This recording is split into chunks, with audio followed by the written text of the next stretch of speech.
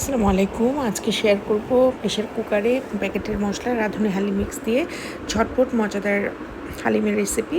আর এখানে 4 পিস চিকেনের 3 পিস আমি রেগুলার কাট করে কেটে নিয়ে আদা রসুন 1 চামচ ধনিয়ার গুঁড়া আর 1/2 চামচ মরিচের গুঁড়া দিয়ে ম্যারিনেট করে রেখেছি। এখানে 1/2 কাপ সয়াবিন তেল, 1/2 কাপ পেঁয়াজ বেরেস্তা করে নিয়ে বেশ খানিকটা বেরেস্তা উঠিয়ে রেখেছি। আর অল্প একটু বেরেস্তার মধ্যে চিকেনটা দিয়ে বাদামি করে ভেজে নিব। যখন সুন্দর ঘ্রাণ বের হবে তখন আমি প্যাকেটের যে মশলাটা আছে সেখান থেকে অর্ধেকের বেশি দিয়ে দেবো আর অল্প একটু মশলা আমি রেখে দেব, সেটা আমি পরবর্তীতে ব্যবহার করব। তাহলে খেতে মজা হবে। তো মুরগির মাংস যেহেতু সিদ্ধ হতে বেশিক্ষণ লাগে না, সেজন্য এটা খুব দ্রুতই হয়ে যাবে। তারপরেও আমি অল্প একটু পানি দিয়ে সেদ্ধ করে নিয়েছি। আর হচ্ছে যে গরু মাংস দিয়ে যদি আপনারা রান্না করেন তাহলে গরুর মাংসটা আগে 2টা বা 3টা সিটি দিয়ে মশলাটা দিয়ে রান্না করলে, কিন্তু একটা জিনিস মাথায় রাখতে হবে, লবণ কিন্তু দেয়া যাবে না।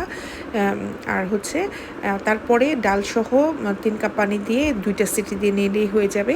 চিকেনে এখানে তেল ভেসে উঠেছে। এখানে আমি আগে থেকে ফুটন্ত গরম পানি 2 কাপ গরম পানি দিয়ে ডালটা ভিজিয়ে রেখেছিলাম। সেখানে আরও 3 কাপ নর্মাল টেম্পারেচার পানি অ্যাড করে মশলা সাথে মুরগির সাথে দিয়ে দিয়েছি। এখন নেড়ে একটু অপেক্ষা করব বলক আসা পর্যন্ত।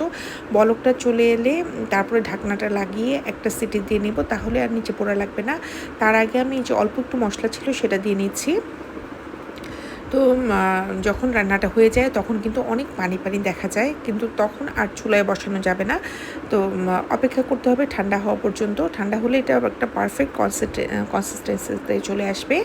আর হচ্ছে যে এখানে আমি আদা কুচি দিয়েছি, দিয়ে মিক্স করে ফেলেছি, সেটা আমার আর ভিডিও করা হয়নি। তারপর এখানে বেরেস্তা আর হচ্ছে ধনেপাতা দিয়েছি। কাঁচামরিচ কুচি দেওয়া যায়, বাচ্চারা যেহেতু খাবে আমি আর কাঁচামরিচটা দিলাম না আজকে।